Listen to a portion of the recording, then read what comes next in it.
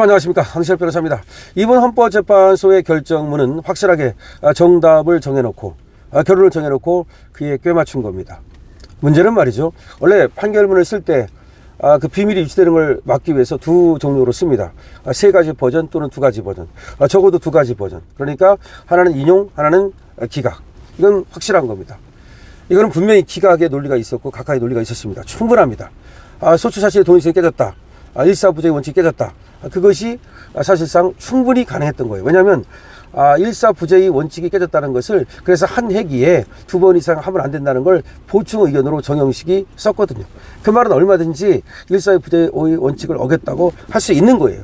그리고 국회에서 국회법의 조사 절차를 거치게 돼 있는데 그것도 안 거치고 일사부재의 원칙도 어기고 그 다음에 소추사실 동일성 원칙도 어기고 내란죄 뺀 거 말이죠. 그것만 가져도 절차적으로 문제가 있다고 할 수 있는 거예요. 근데 그리 안 한 거예요. 또 하나, 지금 원래 미국 같은 나라도요, 대법원에서 그 대통령의 적법한 행위 있죠, 절차에 따라서 한 행위, 그거는 사법심사의 대상에서 제외해요.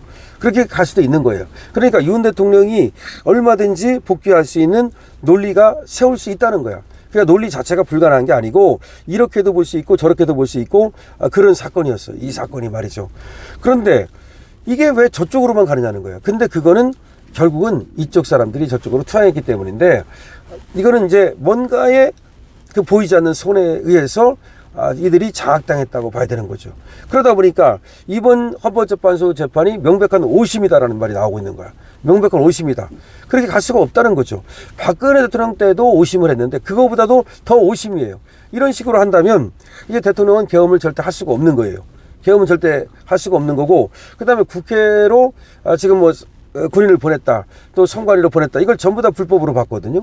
그런데 계엄이니까 군대가 갈 수 있는 것이고요. 또 하나, 이번에 수사 기록을 갖다가 전부 다 그냥 이 파면의 증거로 삼았거든요. 근데 전부 다 그것이 전문 증거고 오염된 증거거든요.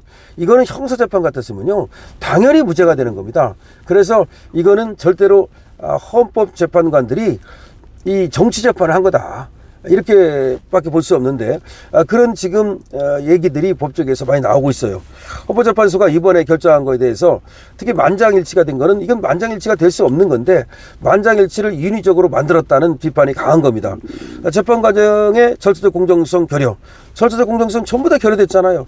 그러니까 원래가, 그리고 뭐라고 되어 있습니까? 헌법재판소법에 수사 중인 기록은 갖다 자료로 삼으면 안 된다 그랬죠? 근데 수사 중인 기록을 갖다 자료로 삼았잖아요. 근데 이것에 무슨 얘기 나오느냐면, 그 수사 중인 기록, 그 검찰 기록, 경찰 기록, 그것만 없었으면 절대로 이 재판에서 이렇게 결과가 나올 수가 없다는 거야. 그걸 가지고 재판했다는 거야. 결국 뭔가 있어야 되잖아요. 그러니까 수사 기록 있죠, 검찰에서 했던 거, 경찰에서 했던 거, 불법 수사, 공수처의 불법 수사, 뭐 이렇게 여러 가지 수사 있잖아요. 그걸 갖다가 그거를 이번에 파면의 증거로 삼았다는 거야. 이게 무슨 재판입니까? 명백한 오심이죠. 증거법칙 위배죠. 증거재판주의 원칙 위배죠.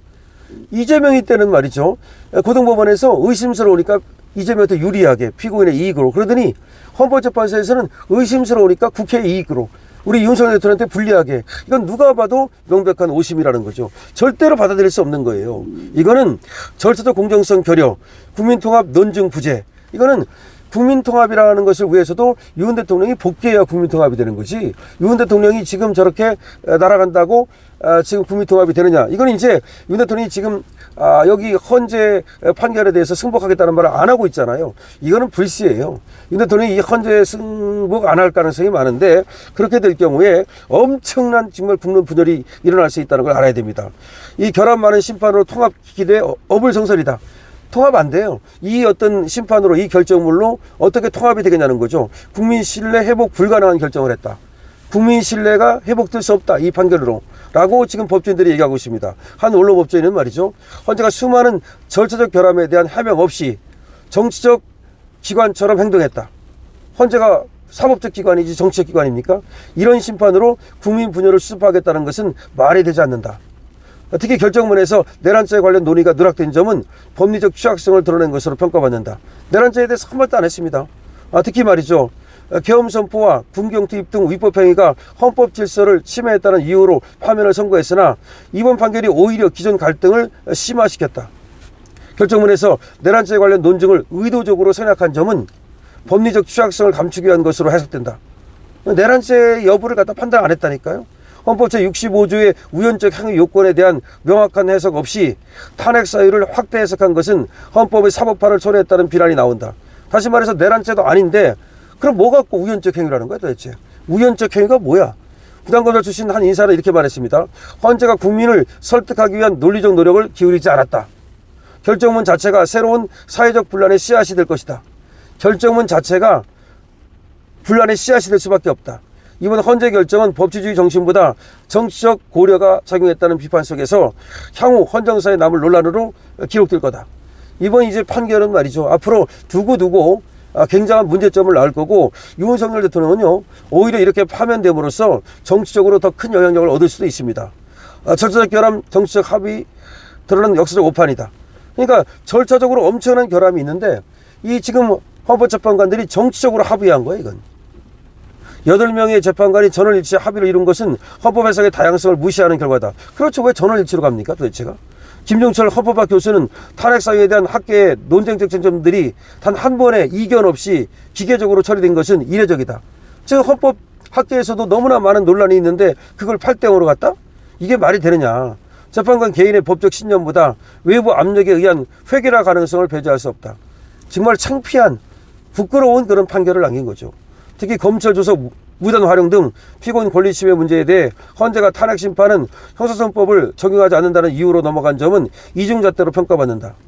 박민영 변호사는 뭐라고 말했냐면 한 매체와 인터뷰에서 전원일치라는 결과에 집중하는 과정에서 증거 법칙마저 유연하게 적용한 모순이라면서 대통령 직무정지라는 중차대한 결정에 필요한 엄격성이 결여됐다. 엄격한 증명의 법칙이라고 있어요. 이런 것들을 모두 결여시켰다는 거죠. 다시 말해서 그냥 8대0 여기다 꽤 맞춘 거야. 아니 왜 8대0이 나옵니까? 7대1이 6대2가 나오고 5대3이 나올 수도 있는 거지. 이거는 그렇기 때문에 법적으로 재판한 것이 아니고 그냥 정치적으로 그냥 때려 맞춘 거라는 거야. 이거 부끄러운 재판이라는 거죠. 역사적 책임 회피를 위한 집단적 무책임이다. 전원일치 판결은 개별 재판관의 책임을 모호하게 만드는 장치라는 비판도 제기됐다.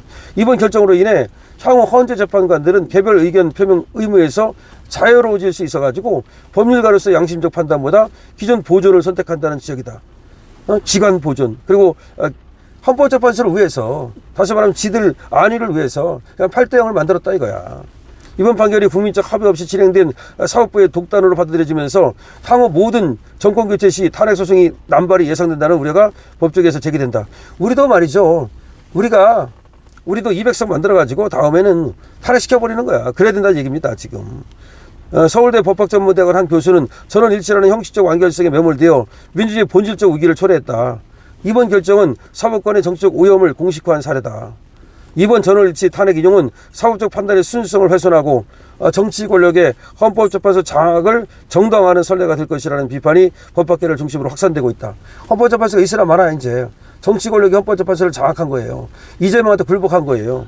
헌법재판소 역사적 과오로 기록될 이 판결은 사법부의 정치적 독립성에 대한 근본적 성찰을 요구하는 계기가 될 전망이다. 또한 헌법재판소 무용론도 불거져서 기관의 존립 자체에 대한 여부도 도마에 올랐다. 헌법재판소 없애는 게 낫다. 저도 그렇게 생각합니다.